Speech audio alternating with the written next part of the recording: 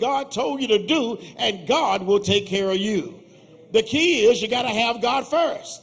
They said, now as we get ready to move,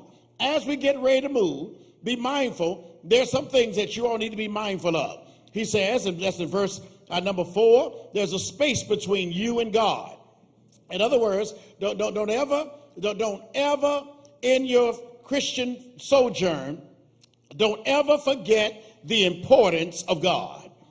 God must always be ahead. God must always be in a place where nothing else occupies in our lives. It's all about God. Because if you don't respect him now, there will come a time when God will get you to respect him. Because I can't tell you the number of times I ministered in Rockford, Illinois. I can't tell you the number of times where folk, they weren't thinking about church. And all of a sudden I heard that they were in the hospital, flat on their back. And then I would go visit them. The first thing they would say to me, Brother Pound, it's so good to see you. Thanks for coming to see Brother Pound. As soon as I get out of here, I'm coming back to church. And some of them, I guess, they was never dismissed from the hospital because I didn't see them in church anymore. But it is amazing the stuff we say when we're down and out. But God knows how to get our attention. I said, listen, God, this is not in my lesson, but y'all looking like y'all interested. You know, God sometimes will send trouble just to get your attention. Yes, he would. You know, this is not in my lesson, I promise. I'm going to finish this lesson before time runs away.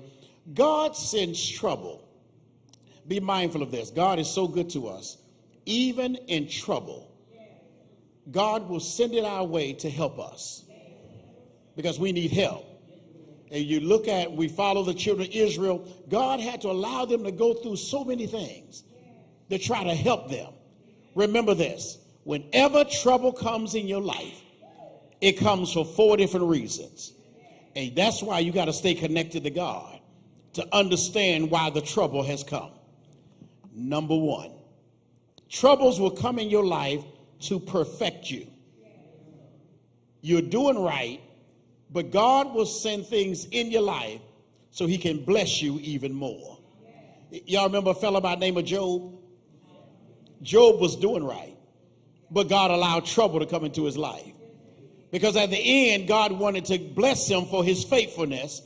And at the end, God gave him double for his trouble. God, number 1, will send trouble to perfect us. Then number 2, God will send trouble to correct us. Y'all remember Jonah, don't you? God told Jonah to go one way, he went another way. And the book tells us how the storm came. And eventually Jonah said, if y'all throw me overboard, he said, then y'all probably be gone. And after a while, they tried to row hard, but they still couldn't get out of the storm. It was only when they threw Jonah overboard, the Bible said that storm stopped. Sometimes God will send trouble in order to correct us. Number 3, God will send trouble in your life to protect us. Because sometimes you really don't know who your friends are until trouble comes. I mean, I know we got 3, 4, 5, 700 Facebook friends, but they're not your friends. Yeah, they're not your friend.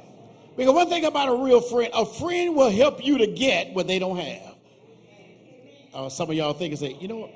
All of a sudden that friend list started getting real small, didn't it? I said a friend, they won't tell you what you want to hear. They'll tell you what you need to hear. And so sometimes trouble has to come because when adversity, when your hardship time, when hard times come, you need to know who you can really depend on. And then number 4, troubles will come to connect us.